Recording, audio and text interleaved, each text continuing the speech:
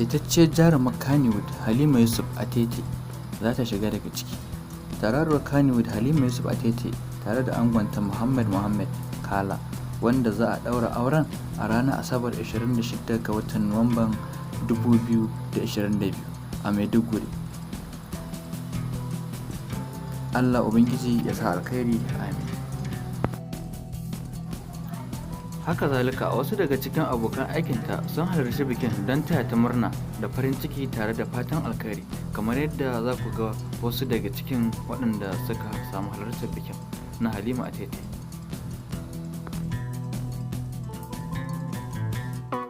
Barka da zuwa tashar Arewa Select TV. Idan wannan shine zanka na farko, ka danna subscribe da alamar ƙararrawa domin kallon sabbin shirye-shiryen da zarar mun daura.